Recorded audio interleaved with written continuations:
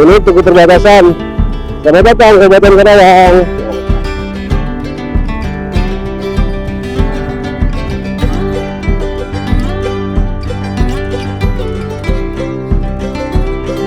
Marathon Viragio Outlets. Nah ya, kalau teman-teman lihat ada pula, ada banyak brand lain, ada ya Viragio Outlets kayak gitu.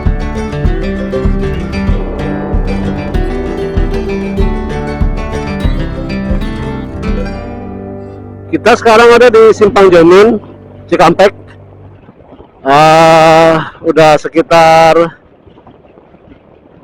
1 jam perjalanan, 1 jam lewat lah. So far lancar, ada banyak truk, ada banyak mobil kecil, tapi perjalanan aman, nggak ada kendala. Tapi kita harus berhenti karena saya mesti rapat. Istirahat dulu sebentar lah, mungkin sekitar sejam atau sejam setengah. Sebelum itu lanjut lagi. Langit makin mendung ya karena emang udah makin sore, tapi ya no problem karena biasa ya jalan malam, udah biasa riding malam, jadi semuanya under control.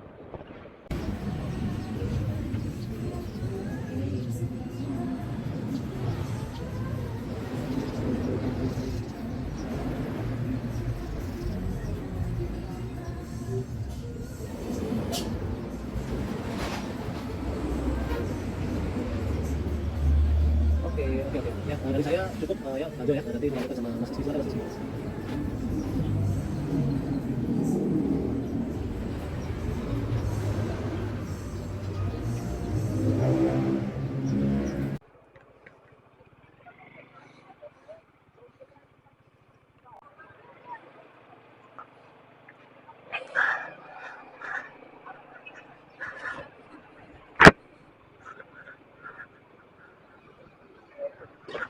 Oke, kita lanjut.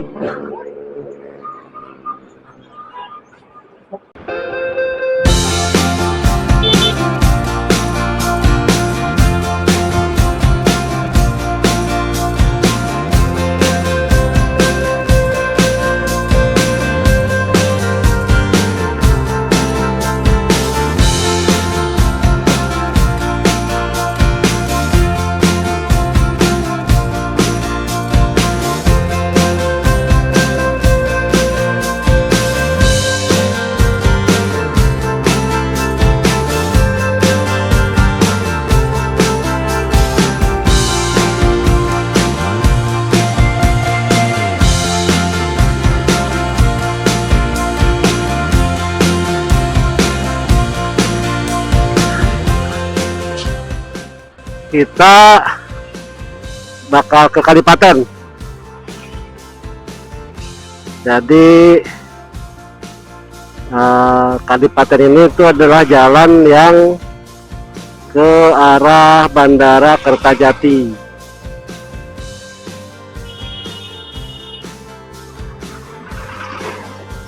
Oke, kita tanya dulu ya. Pak, punten, Kertajati ke sana ya? Ya, siap. Makasih ya. Oke, benar, Kertajati ke sini.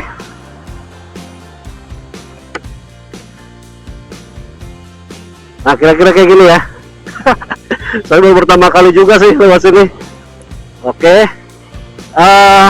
Kita akan lihat seberapa jauh.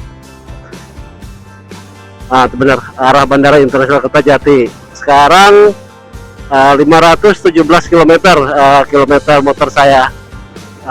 Kita akan lihat seberapa jauh ya. Mudah-mudahan sih nggak sampai sejam, supaya kita bisa istirahat di dekat situ. Jadi ini sebetulnya mudah-mudahan jadi promo lah ya.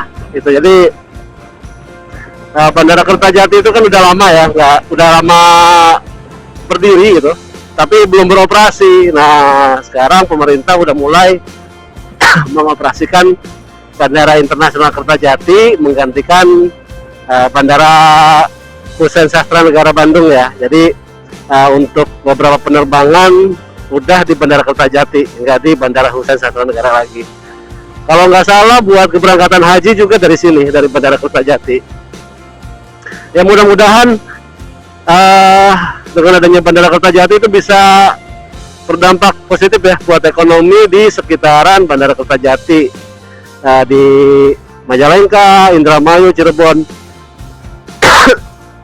Karena gimana pun juga biasanya kalau udah ada bangunan atau proyek skala internasional gitu ya, apalagi sekelas bandara, harusnya sih ngasih dampak ke masyarakat sekitarnya. Entah jadi banyak hotel transit, ada banyak tempat kuliner, ada banyak apapun lah gitu kan, kayak gitu. Jalannya wow, harus hati-hati, jalannya bumpy, bergelombang. Tadi saya agak lompat tuh. Kanan kiri sawah ya, sawah, aspalnya mulus tapi nggak bisa dibilang mulus banget. Tadi ya buktinya ada bumpy gitu ya. Agak sedikit terbang motor saya tadi. Oke, kita lanjut. Nah kita ini ada pertigaan, diarahin lurus karena ini ke arah Bandara Kertajati sama gerbang tol Kertajati gitu. Jadi artinya ini akan mengarah ke Kadipaten. Saya tahunya ke Kadipaten itu ya karena kalau naik mobil itu keluarnya di bandara tol Kertajati itu. Nanti dari pintu keluar tol itu belok kanan ke arah Kadipaten. Gitu. Jaraknya berapa jauh lagi nggak tahu. Saya tuh nggak pakai maps loh. Ini dari rumah sampai sini tuh nggak pakai maps karena ya pede aja. Udah bolak-balik jalan ngelewatin Jakarta, Cirebon. Ya harusnya sih secara logikanya emang ini jalannya gitu yang ke arah Kertajati, walaupun ini baru pertama kali gitu. Saya lewatin jalur ini. So far sih ya kalau ngeliat penanda arah, petunjuk arah bener gitu ya, mudah-mudahan lancar ya. Oke, kita enjoy dulu jalanan di Jati 7 Majalengka heading to Kertajati. Let's go.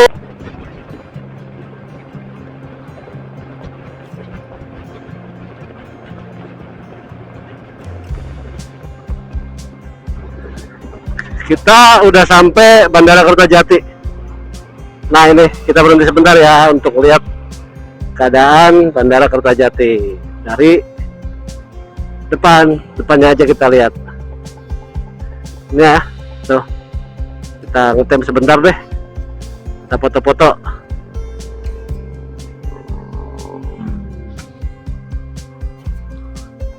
Ya tuh Kertajati International Airport. Kita foto dulu, buat catatan. Catatan rekaman. Oke.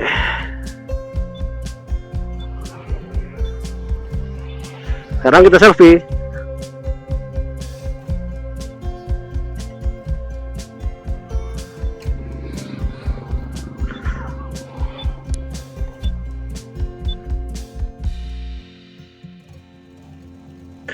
Oke, jadi ini Bandara Kertajati ya, buat teman-teman yang belum tahu. Kita lanjut. Ya lebih pede lah, artinya benar di jalan, pasti ke Kadipaten. Gitu. Sebentar lagi kita akan masuk di tol,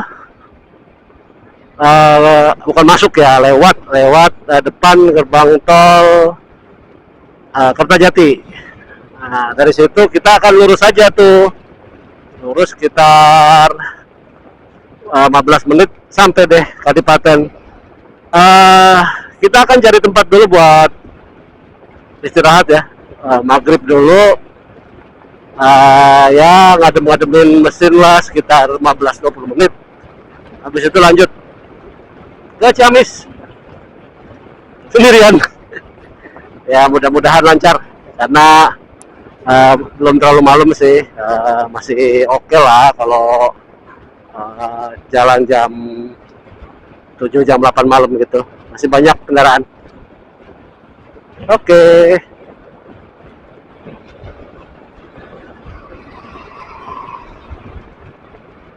Ada Hotel Horizon, men. Tuh ya, Hotel Horizon Kertajati. Gila, visioner banget nih Hotel Horizon. Tahu-tahu udah ada aja di sini. Gokil. Berani juga loh invest, termasuk salah satu yang berani invest. Kayaknya hotel nggak ada lagi soalnya, cuman ada itu aja, Horizon tuh. Dijual tanah kosong. Kayaknya bakal itu deh, bakal jadi ya. Udah ada Hotel Horizon. Ya tadi walaupun nomor Hotel Horizon doang yang kelihatan, tapi ya terlihat perspektif. Oke, di sebelah kanan matahari mulai tenggelam tuh. Keren gak sih? Tuh ya, keren kan? Tuh. Nggak tahu kelihatan nggak kalau dari kamera ya, kayaknya nggak kelihatan, tapi dia mulai oranye itu, oranye gelap itu, mulai ketutupan awan. Ini enaknya touring sendirian, percayalah, ini enaknya touring sendirian. Kalau touring bareng-bareng gitu, enaknya ya karena ada temen ya, nggak sendirian, bisa istirahat bareng, bisa santai bareng gitu. Tapi salah satu keunggulan solo touring adalah waktu itu milik kita sendiri. Kita bisa ngatur sendiri, kecepatan kita sendiri, nggak tergantung sama orang lain. Dan kali ini saya nikmatin touring sendiri. Nanti akan gabung di mana? Kita lihat nanti. Nah, ini dia, udah lewat tol. Ini kita ada di bawah jalan tol, tapi bukan gerbang tolnya. Kayaknya gerbang tolnya masih depan lagi deh. Kita lihat ya. Anginnya gede banget. Cuman ya, ini pertama kalinya nih saya bawa X-Max jarak jauh. Bener-bener pertama kali, biasanya cuma bawa ke kantor doang gitu kan. Kali ini bawa jarak jauh. Kayaknya ada review yang belum pernah muncul deh, karena sejauh yang saya lihat di review YouTube, X-Max itu andal lah, sangat andal, dan itu saya akuin sih kalau andalnya andal sejauh ini, nyantai bawahnya gitu. Tapi yang saya rasain juga kalau pas lagi sendirian terus ngebut, taruhlah di angka 90 gitu kan, terus banyak angin, agak goyang dia, nggak sepadet gitu, nggak sekokoh motor yang biasa saya pakai. Tapi ya bukan berarti itu kelemahan ya, saya cuma bilang bahwa ada hal yang berbeda ya, yang nggak saya lihat di review-review motor X-Max sebelumnya. Nah, ini dia jalan tol ya, gerbang tol. Kalau belok kanan ke jalan tol. Nah, saya biasanya kalau bawa mobil pulang ke Ciamis itu keluar lewat sini. Nah, dari pintu tol itu belok kanan untuk situ Kadipaten. Nah, jadi kita on the right track, dan saya udah bisa prediksi kita akan sampai ke Ciamis kurang lebihnya 2 jam dari sini. 2 jam itu dengan kondisi santai ya, kalau mau agak digas-gas dikit bisalah 1,5 jam, tapi ya saya nggak terburu-buru sih, santai. Nah, kita sekarang udah di Kadipaten. di Majalengka atau Cirebon. Saya nggak tahu kabupaten masuknya Majalengka atau Cirebon, pokoknya kabupaten aja. Nah ini uh, udah maghrib, kita akan cari tempat istirahat dulu, akan cari musola, terus ya santai-santai dulu lah gitu.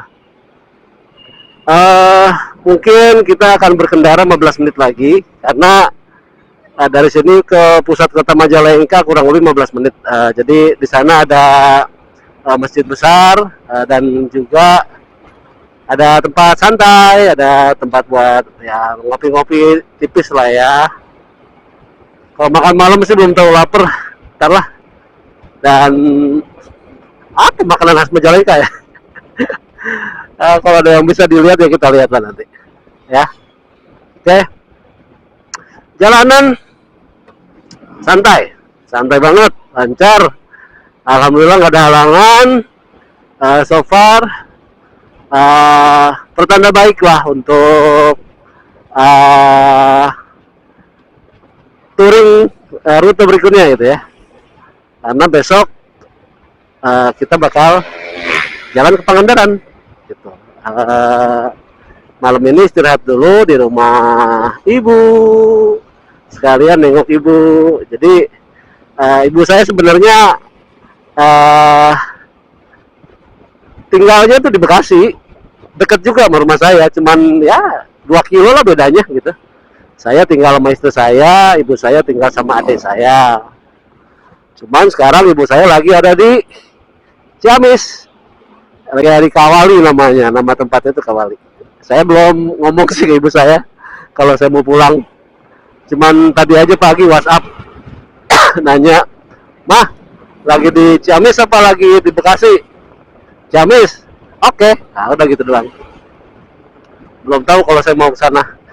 Ceritanya surprise ala-ala lah. Ya, etikanya kan gitu ya. Maksudnya mau touring ke arah Pangandaran tapi kok nggak nengok ke orang tua sendiri, itu kayaknya ada yang salah gitu. Jadi ya kita tetap sungkem dulu, datang ke Ciamis, ngobrol-ngobrol sama ibu. Saya manggil mama lah, mama saya. Terus ngobrol-ngobrol sama keluarga besar juga, kan udah lama nggak ketemu gitu. Oke, mudah-mudahan kita bisa sampai pusat kota Majalengka jam 18.15. Jadi masih dapat buat maghrib sama apa makan ya, cari makan aja deh. Iya, maksudnya habis maghrib cari makan gitu. Oke, kita lihat aja lah.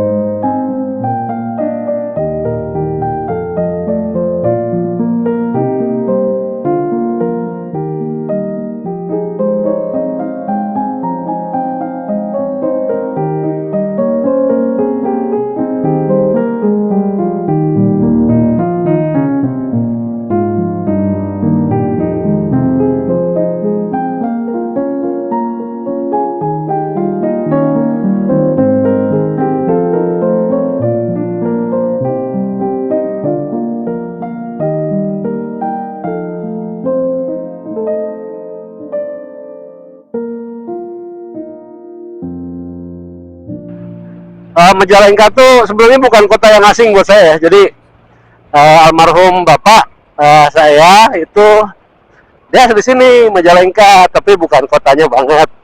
Eh, Lahir di dan besar ya, besar sebentar lah gitu di namanya Talaga. Nanti habis dari Majalengka kota tuh belok kanan, nah kita akan ngelewatin satu kecamatan namanya Talaga. Nah di situ tuh almarhum bapak saya lahir dan kemudian besar. Jadi memang keluarga saya tuh semuanya Sunda. Bapak Majalengka, ibu Ciamis. Nah bapak tuh dulu punya bapak, jadi kakek saya. Dia tuh polisi, Polantas di Majalengka sini. Jadi ya sedikit banyaknya mungkin udah ada turunan ya seneng sama jalan gitu. Almarhum kakek polisi Polantas, apa gede di jalan lah ibaratnya gitu. Sementara almarhum bapak saya itu marinir, tapi terus kemudian lama ditempatin di land itu apa ya, itu kayak truk yang buat ngangkut orang, ngangkut marinir gitu dari satu kota, bisa dari Bekasi gitu, untuk tiap hari diantar pulang pergi ke kantor di Cilandak gitu. Jadi ada mobil antar jemput gitu, mobil dinas lah gitu, tapi bentuknya truk gitu. Nah bapak saya juga tuh orang lapangan lah, orang jalanan gitu, bolak-balik di jalan. Dan saya juga sempat ngikutin beberapa kali sih kalau bapak saya pas lagi nganterin orang gitu kemana gitu, ya ngikut gitu. Jadi beginilah garis hidup saya. Apa diurut dari kakek ke bapak ya, senang di jalan. Tapi tenang, keluarga tetap juga dipikirin gitu. Jadi kadang suka ada mispersepsi ya dari beberapa orang ketika ngelihat touring mulu, kapan sama keluarga. No, please jangan salah paham. Touring itu paling 2 bulan sekali, ninggalin waktu 4 hari lah gitu di jalan. 2 bulan itu equal dengan 60 hari. 56 harinya itu buat keluarga, percayalah itu buat keluarga. Nggak ada cerita, oh itu kan ngantor, nggak mungkin ketemu keluarga, pasti di kantor juga. No. Saya bisa bagi waktu dengan baik buat keluarga saya. Jadi di kantor ya, kantor kerja dari jam 8 sampai jam 5 atau sampai maghrib gitu kan. Tapi sekarang ada kendaraan umum, ada LRT yang bisa nganter saya dari rumah ke kantor dan kantor ke rumah dengan sangat cepat gitu. Jadi saya tetap bisa ngabisin waktu sama keluarga. Jadi buat yang banyak nanyain gitu ya, kalau touring itu ngorbanin keluarga, jangan-jangan emang iri aja. Iri karena nggak bisa bagi waktu dengan benar gitu. Kalau menurut saya sih gitu. Ya itu pendapat masing-masing. Buktinya ya saya tetap saat touring bukan namu, sungkem gitu ke rumah orang tua di Ciamis nanti. Apa itu namanya nggak inget keluarga? Inget keluarga itu. Jadi kadang kita terlalu gampang ya nilai orang dari sepatu kita sendiri gitu.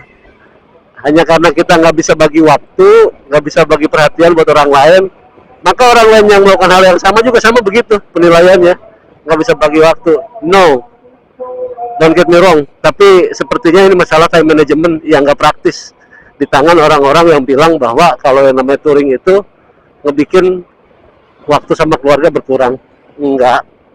Habis ini touring, motor balik ke Jakarta, saya berangkat lagi.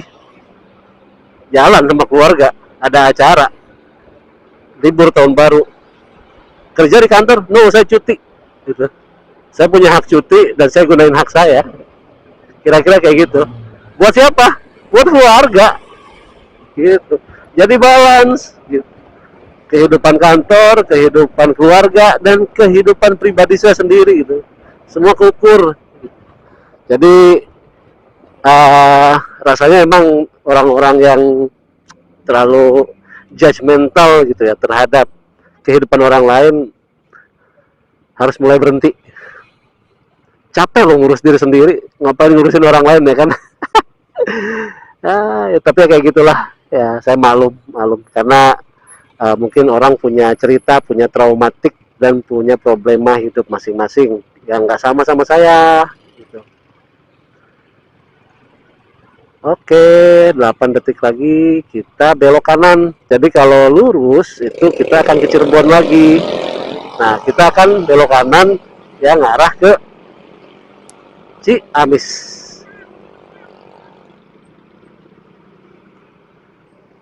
Oke.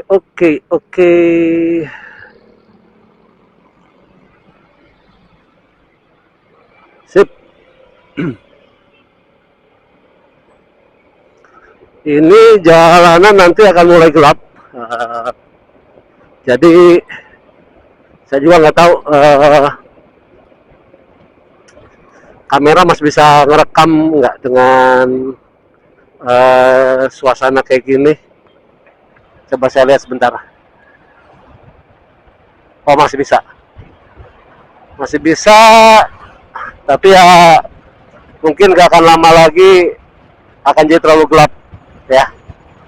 Ini adalah jalan ke Ciamis.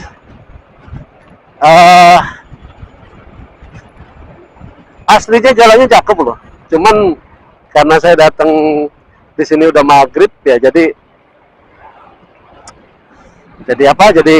mungkin nggak kelihatan. Tapi ini jalannya nanjak, berkelok-kelok. Ya ada lubang sana sini dikit. Dan ini adalah jalan ke Panyahuyan buat teman-teman yang nggak tahu daerah Panyahuyan ya. Panyahuyan itu adalah Bali Fun West Java. Kira-kira kayak gitulah. Gitu. Jadi bukan Bali, bukan Ubud Fun West Java.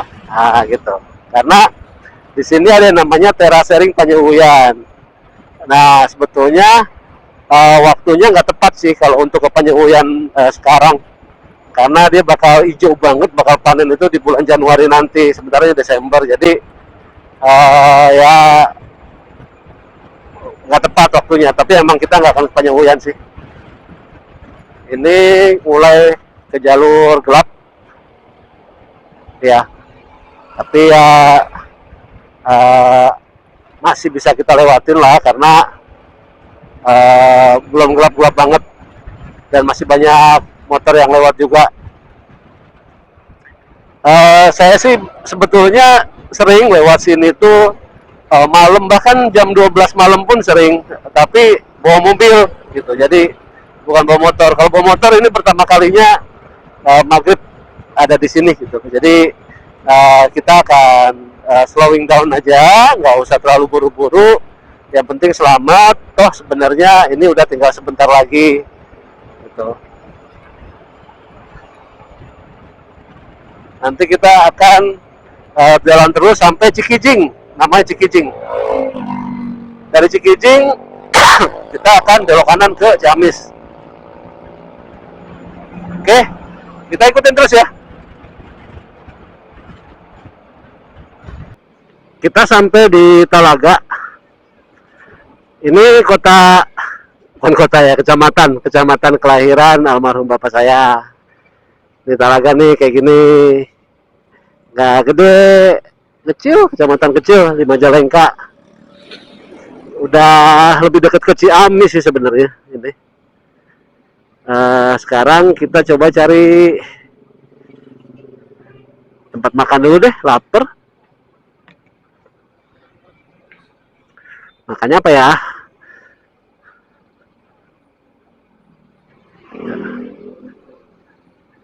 Kita coba di pinggir-pinggir aja sini. Siapa tahu ada yang bisa dimakan. Nasi goreng gitu jadi deh. Ini warung bebek Madura, tapi hasil check up saya terakhir kolesterol LDL-nya 132 dari batas maksimal 130. Terus asam uratnya 8,5, harusnya 7. Jadi harus mulai dikurangi tuh, makan bebek, makan segala macam. Enaknya sebelah kiri sih kalau tempat makan tuh, jangan yang sebelah kanan banget, males nyebrangnya, lapar ya milih-milih. Padang tuh Putri Bundo, Padang kita. Jangan, sebenarnya pengen tapi santan, pikiran nasi goreng sebenarnya. Dari kemarin tuh kepikiran nasi goreng terus tadi pagi istri bikin nasi goreng, saya makan sih tapi tetap masih pengen nasi goreng ngotong-ngotong. Udah lama nggak makan nasi goreng, kita makan deh, cari yang pakai telur gitu aja, yang biasa, nasi goreng kampung. Satu hal, sebenarnya saat touring itu, kalau yang ya saya touring ya dari dulu sampai sekarang touring bareng temen, yang bikin enak itu karena kita nggak milih-milih tempat makan. Itu udah keren banget tuh. Maksudnya sebetulnya dari anggota yang ikut touring, itu peserta touring itu sebenarnya mereka punya jabatan yang sangat memungkinkan mereka buat nggak mau makan di pinggir jalan gitu. Tapi disitulah sebetulnya warna manusia aslinya terlihat. Ternyata jabatan nggak mempengaruhi gitu. Mereka tetap orang yang humble. Beliau-beliau yang saya kenal ikut touring ini ternyata tetap orang yang humble. Mereka tetap mau makan pinggir jalan, kayak nasi goreng di samping ini. Pas banget. Kuy, istirahat dulu lah, capek.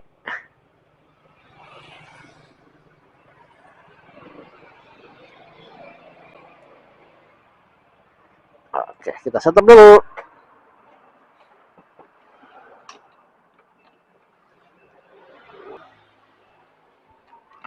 Pak, nasi goreng ya. Nasi goreng tapi telurnya di dadar. Dipisah. Dipisah ya. Nah. Pedas.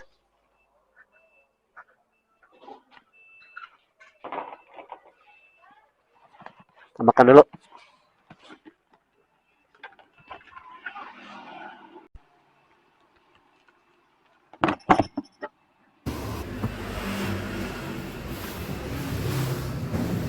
Masih ya?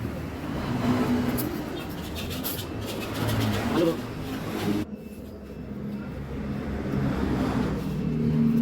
Bismillahirrahmanirrahim. Makan.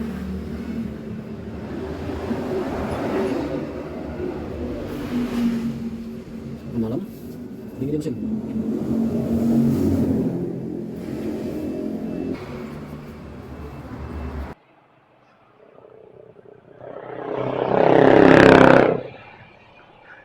Oke, habis istirahat makan malam nasi goreng di daerah Talaga menuju Cikijing. Sekarang jam setengah 8. Perkiraan sampai Cikijing jam 19.45. Terus perjalanan ke Kawali Ciamis itu sekitar antara 30 sampai 45 menit. Jadi kemungkinan maksimal sampai rumah di Kawali itu jam 20.30. Mudah-mudahan lancar terus perjalanan. Situasinya kayak gini, jam setengah 8, nggak sepi-sepi amat tapi juga nggak rame ya, santai lah, enak di bawah jalannya.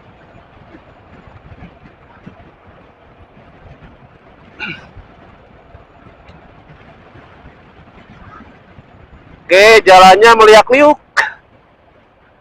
Tadi itu sebenarnya jalannya yang lebih ekstrim lagi tuh ada di jalan dari Majalengka ke Talaga ini, itu jalannya nanjak, terus kemudian ngeliak-liuk di atas, akhirnya turun lagi ke Talaga. Tapi memang nggak saya rekam full soalnya ngehemat baterai kamera juga. Oke, di depan itu udah deket pertigaan. Nah, jadi kita ini udah sampai daerah Cikijing. Inilah ya Cikijing ya. Ini daerah kecamatan dan cukup rame. Cikijing juga daerah yang familiar sama saya karena eh, almarhum ayah, almarhum bapak gitu, itu dibesarkan di Cikijing ini. Jadi dari SD sampai SMP lah ya, itu dibesarkan di sini. Sebelum SMP bapak saya ikut pendidikan tamtama ya, untuk jadi marinir angkatan laut lah, kira-kira kayak gitu. Nah di sini juga tempat tinggalnya adik dari kakek saya gitu. Jadi makanya saya sering kesini. Nah ini ya, kita akan belok kanan ke arah Ciamis Tasikmalaya. Kalau lurus itu kita ke Kuningan. Cuman kalau Kuningan kan jadinya nggak ketemu Pangandaran. Nah jadi kita belok. Sini dia, inilah pertigaan Cikijing.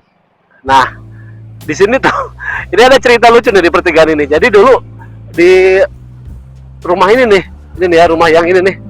Dulu tuh ada apa? Waktu saya umur 9 atau 10 tahun lah. Atau lebih kecil mungkin, I don't know, mungkin 7 sampai 8 tahun. Saya habis ke rumah adiknya kakek saya sama almarhum bapak.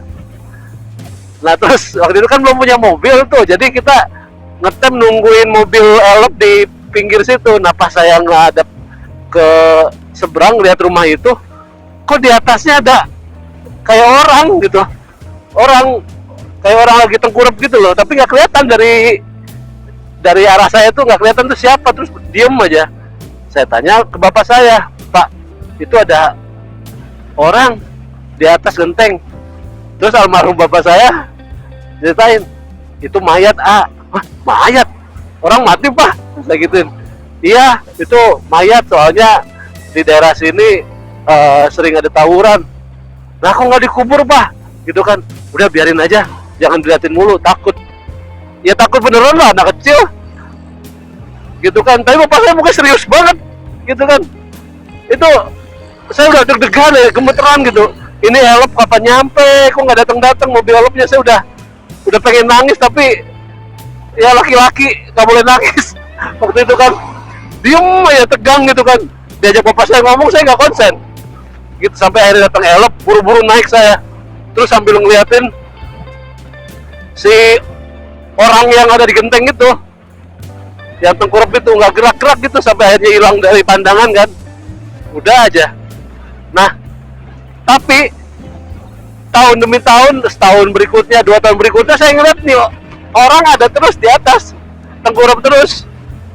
Lama-lama saya pikir ini kayaknya bukan mayat deh gitu, ini kayak boneka gitu, kayak boneka. Ya belakangan saya akhirnya tahu itu boneka. Astaga, itu almarhum bapak saya tuh, kalau bahasa sekarang tuh ngeprank ya, ngeprank saya tuh sampai setahun lamanya loh.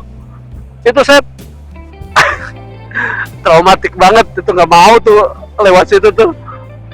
Tapi ya harus, karena nggak ada jalan lain waktu itu. Tapi nggak boleh nangis, nggak boleh kelihatan takut gitu kan, karena ya emang diajarin sama almarhum bapak, jangan cengeng, jangan takut kok jadi anak gitu kan. Ya saya diem aja udah gitu. Ternyata di prank sama bapak sendiri. Aduh, kacau. Ya itu satu hal yang memorable ya, hubungan saya sama bapak saya almarhum. Saya nggak terlalu dekat sih sama almarhum bapak sebenarnya. Ya kita jarang ngomong lah. Tapi saya tahu bukan bapak saya benci sama saya, enggak. Tapi bapak saya sudah kehabisan energi gitu, karena beliau datang dari latar belakang keluarga yang benar-benar berjuang keras ya. Almarhum kakek itu polisi level rendah, dan punya anak banyak sampai 12. Almarhum bapak juga pendidikannya nggak tinggi, cuma SMP, karena emang harus berbagi pendidikan ya sama kakak dan adiknya yang lain. Nah, jadi memang seluruh hidupnya tuh didedikasikan lah buat kerja, benar-benar buat nyari makan buat keluarga gitu. Jadi kalau pagi bapak itu jadi marinir kan, kerja dari pagi sampai jam 4 sore, jam setengah 5 lah udah di rumah gitu kan, karena dari Jakarta, dari Cilandak itu jam 3 sore, jam ya 3:30, 4 lah itu udah pulang gitu. Jadi sampai rumah jam setengah 5. istirahat sebentar, terus kemudian habis maghrib jam setengah 7, jam 7 berangkat lagi jadi satpam di beberapa PT pindah-pindah. Yang saya ingat terakhir kali itu PT Omron namanya, di daerah Lipo Cikarang. Jadi gitulah kegiatan beliau dari waktu ke waktu setiap hari sepanjang hidupnya gitu. Jadi hidupnya sangat keras gitu, nggak banyak waktu buat anak-anaknya karena memang harus menghidupi anak-anaknya, menghidupi keluarganya. Jadi ya saya bisa paham lah, makin kesini makin paham. Dulu nggak bisa paham, saya nggak bisa paham kenapa kok saya nggak bisa dapat perhatian dari bapak gitu seperti halnya anak-anak yang lain. Saya ingat waktu saya jadi terpilih jadi Paskibra Kabupaten, jadi Paskibra Kabupaten itu ada semacam malam inaugurasi atau malam apalah gitu, dimana itu orang tua dari si anak itu diundang semuanya ke acara tersebut. Cuman saya nggak bisa ngundang bapak saya gitu sama ibu saya karena ya bapak saya harus kerja, acaranya malam gitu. Jadi saya sendirian aja, saya satu-satunya Paskibraka gitu kabupaten itu yang sendiri gitu. Ngelihat teman-teman lain foto sama orang tuanya, saya nggak punya foto itu gitu. Saya cuma punya foto saya sendiri jadi Paskibra gitu. Dulu benar-benar sedih banget itu. Sedihnya tuh ya ditahan, bukan sedih nangis. Sedih nggak nyangka aja gitu, kok gini-gini banget ya gitu. Padahal kayaknya saya nggak bikin salah banget, nggak bikin salah apapun. Saya bahkan ngebanggain orang tua gitu, bisa berprestasi atas usaha sendiri. Tapi ya kenapa gitu. Tapi makin sini makin sadar emang waktunya nggak ada. Kita sampai perbatasan Ciamis. Sekarang kita masuk Ciamis, tapi bukan berarti rumah ibu saya udah dekat, masih sekitar setengah jam lagi. Jadi kita lanjut cerita. Nah gitu, sampai akhirnya ya kita mulai lebih dekat lah setelah bapak almarhum itu. Setelah bapak itu mulai pensiun dan mulai sakitan itu saya sering nganterin ke pengobatan alternatif gitu ya. Ada pengobatan alternatif itu, almarhum bapak sering ke situ, saya temenin sebisa mungkin ya. Pas saya waktu libur pasti saya anterin. Dan bahkan almarhum pun meninggalnya itu di pangkuan saya gitu. Jadi subuh-subuh saya ada di rumah gitu bareng sama ibu saya. Terus nemenin bapak gitu. Saya mau berangkat kerja sebenarnya, subuh udah bangun. Terus bapak minta diajak ngobrol, ya ngobrol. Terus kemudian minta dipangku kepalanya. Jadi kepalanya saya rebahin di paha saya gitu. Ya nggak banyak yang bisa kita obrolin karena bapak juga waktu itu udah mulai bukan stroke, tapi memang nggak mudah untuk ngomong lah, mungkin karena daya ingat menurun juga segala macam. Ya terus kemudian mengerang kesakitan gitu, ya nggak sempat dibawa ke rumah sakit gitu. Akhirnya meninggal di pangkuan saya.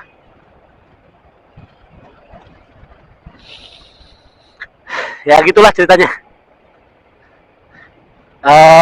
Tapi gimana pun ya saya bangga lah dididik sama almarhum bapak, dididik dengan caranya yang disiplin. Orang lain bilang keras, tapi saya bisa handle. Dan ya hasilnya seperti ini gitu. Anak yang mudah-mudahan gak gampang nyerah di semua keadaan gitu. Melo ya. Ya begitulah ceritanya. Oke, ini kita nggak ada temen naik. belakang nggak ada teman, depan nggak ada teman. Dan nampaknya jalanannya habis hujan karena agak sedikit basah ya, tapi ya nggak apa-apa lah.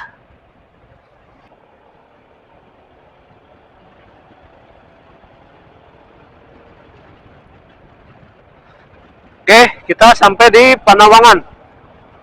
Ini Panawangan kurang lebih 10 sampai 12 kilo dari Cikijing tadi, dan kurang lebihnya kita akan menuju Kawali itu sekitar 10 kilo lagi juga sampai 12 kilo.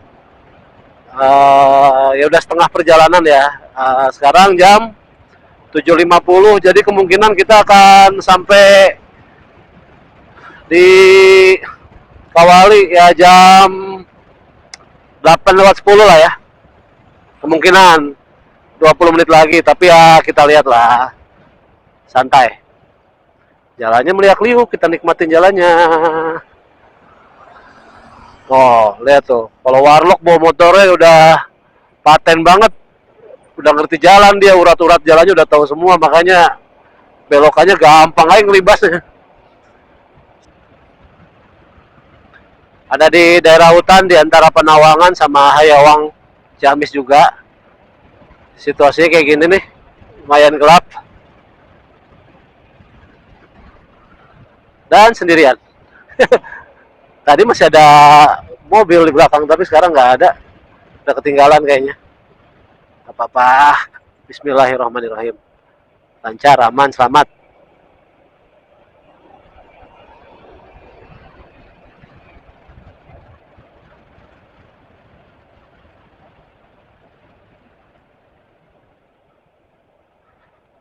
Oke, putaran. Oke, ada yang nemenin motor. Lumayan.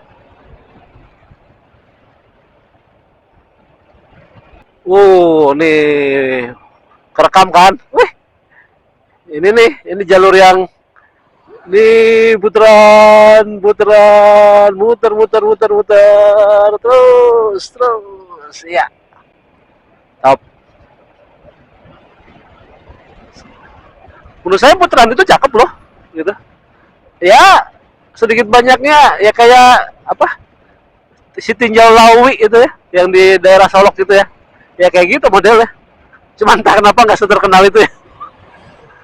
Tapi nggak kelihatan ya karena malam ya. Nantilah kapan-kapan kalau pas siang saya rekam lagi di daerah situ.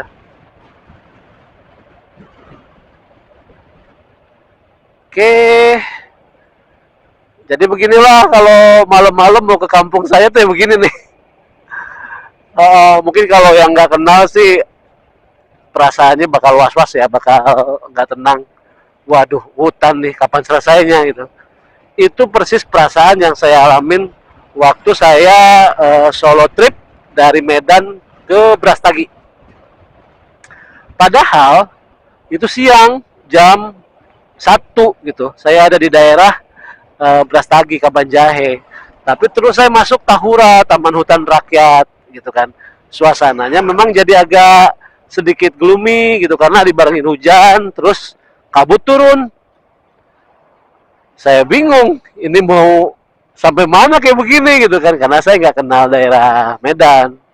Akhirnya karena dengan penuh rasa was-was gitu kan, nggak kenal daerah, takut kenapa-napa di kota orang, akhirnya saya mutusin buat turun ke Medan lagi. Akhirnya nggak nyampe juga tuh Brastaginya, cuman foto-foto aja di perbatasan Kabupaten Karo gitu, Brastagi gitu. Ya itu udah nyampe lah Brastagi bukannya gitu. Ya itulah kalau di daerah yang nggak dikenal, dan itu natural, wajar. Nggak berarti daerahnya memang serem, enggak, tapi itu kan hal yang wajar. Nah, dialamin orang yang belum pernah ke situ gitu. Sama kayak sekarang nih, saya karena sering kesini ya malam begini ya perasaannya tenang aja, ada was-was tapi nggak terlalu parah gitu. Tapi mungkin kalau yang belum pernah kesini ya takut gitu. Serem melewati daerah hutan tadi ya, karena saya pun yang sering ya masih ya lumayan berasa gitu. Ada yang sendirian gitu ya, gitu.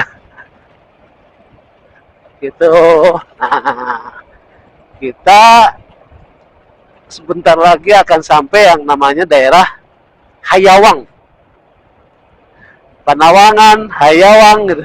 Namanya unik ya, mungkin nggak banyak yang kenal. Nah, saya daerah Hayawang.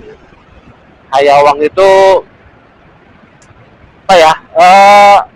Mungkin tepatnya akan lebih dekat, nantinya akan tembus ke daerah Raja Desa Rancah. Kalau ada yang kenal Rancah ya di situ ya. Oke, daerah Hayawang itu jadi penanda kalau Kawali udah deket, kalau kampung saya udah deket gitu. Jadi kalau dari Hayawang ke Kawali itu kurang lebihnya 4 sampai 5 kilo lah gitu. Udah deket gitu.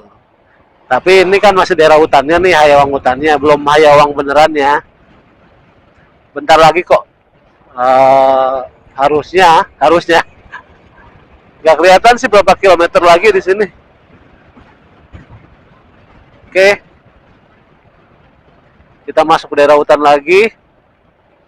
Ya, bismillahirrahmanirrahim, dilancarin, diamanin, dimudahkan, nggak ada apa-apa. Oke, ada mobil lagi temen gitu. Jadi di tempat-tempat kayak gini tuh kalau ketemu truk, ketemu mobil, ketemu motor, itu rasanya tenang gitu, kayak punya teman gitu. Nah kayak gini nih, kita ada berhadapan sama mobil, ya rasanya tenang. Terus dapat lagi jalan gelap, ya sambil lihat-lihat lah gitu kan. Ada teman lagi enggak? Nanti ada di depan biasanya gitu. Tuh ada warung, ya gitu-gitulah. Nah di sini gelap lagi, tapi terang ada lampu di atas tuh. Oh, jadi hati tenang lagi. Terus ada mobil lagi. Nah kayak gini nih. Ya ginilah perjalanan malam hari. Perasaannya campur aduk. Ada ya excitednya ketemu orang gitu kan. Padahal biasanya kalau di siang hari ketemu orang kayaknya, aduh, ketemu orang mulu gitu kan. Tapi ternyata ketika kita lagi sepi, ketemu orang satu tuh rasanya bahagia banget. Oh, ketemu mobil lagi. Ya itulah, manusia tuh makhluk sosial ya itu. Lagi sepi gini pengennya ada teman. Lagi rame pengennya sepi gitu. Ya gitu. Tuh Kawali 4 kilo lagi, berarti depan adalah Hayawang. Nih, coba kita lihat ya. Harusnya, oh iya tuh benar. Udah banyak lampu. Nah, tuh. Yaps. Kita sampai daerah Hayawang. Artinya kita akan lebih dekat lagi sampai Kawali. Alhamdulillah udah sampai Hayawang tuh ya. Kalau belok kiri nih, nanti lagi belok kiri itu ke daerah Raja Desa. Nah, Raja Desa Rancah.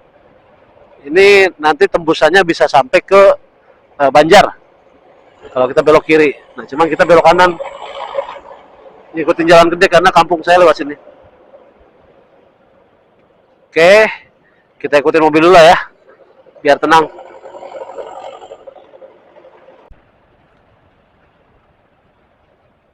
Kita muter lagi jalan. Wih, muter. Oh tuh di atas mobil.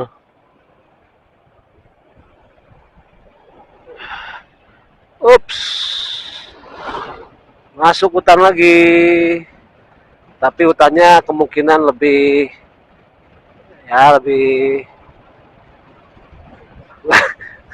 mau ngomong apa saya? Tadi saya pikir bakal lebih terang gitu, ternyata enggak. Oh nih terang sekarang.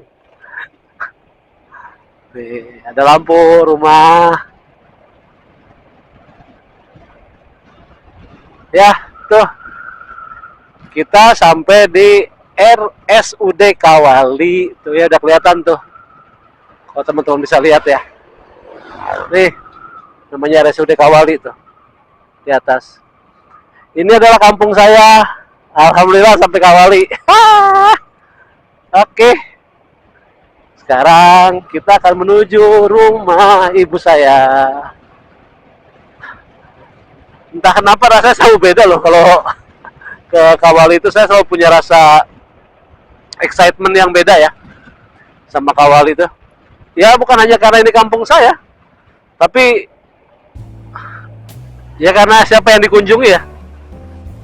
Saya ngunjungin ibu saya sendiri, orang yang lahirin saya. Ya gimana nggak excited ya? Oh, ya gini. Belum sampai alun-alunnya sih. Jadi nanti kalau kampung saya tuh, sorry bukan kampung, ini udah kampung saya. Rumah saya deket alun-alunnya. Tapi coba kita lihat. Oh, oke. Kita masih lurus. Masih lurus. Nah, kita akan lurus terus. Kalau belok kanan, itu ke arah Bandung tuh. Ngelewatin Panjalu. Objek wisata Panjalu. Ada pesantren dekat situ namanya Pesantren Suralaya, udah terkenal banget tuh. Itu pesantren yang cukup sering didatangi sama banyak orang terkenal ya, yang ingin ngaji. Dan kalau nggak salah di sana juga ada semacam tempat rehabilitasi ya untuk ketergantungan obat-obatan terlarang. Dan dari testimoninya sih banyak yang sembuh permanen gitu. Tapi ya saya nggak tahu sih, nggak pernah ngedalamin cerita itu. Oke, akhirnya kita sampai ke kota Kawali. Subjektif banget ya, kira kota sendiri namanya kota, bukan kecamatan. Ya padahal kecamatan, tapi namanya di kampung sendiri wajar lah. Agak hiperbolik dikit ya. Ini sebenarnya bisa situ tadi belok kiri rumah saya, tapi kita lewat jalannya gede aja deh, biar pada tahu juga kayak gimana sih kampung saya. Nah, depan alun-alun ada masjid besar ya. Aduh, lumayan banget nih, kayak gini suasananya tuh, kalangan mobil sih ya. Nah ini alun-alunnya tuh, alun-alun kota Kawali. Taman apa namanya, Surawisesa ya, apa Suryawisesa, oh Sura tuh, Taman Surawisesa. Pengen muterin tapi males udah capek. Nah kira-kira kayak gitu tuh, banyak orang-orang pada nongkrong. Padahal besok masih sekolah, yang kerja masih kerja. Saya kebetulan cuti. Oke, kita belok kiri. Sampai dong rumah. Ya, inilah gang rumah saya. Ini nih, lihat nih rumah yang ini. Ini tuh rumah yang katanya dimiliki oleh mertua dari salah satu anak band terkenal di Indonesia. Nggak mau nyebut nama, takut salah. Soalnya katanya doang. Oke.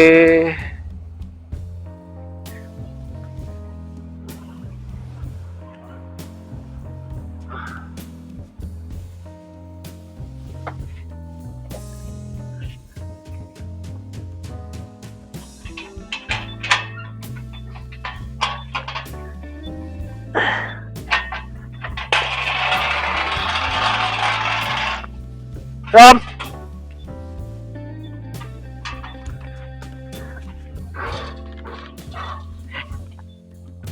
Hah? Sendiri? Dari Jakarta? Hah? Enggak? Hah? Itu besok nanti. Udah pernah tidur ya?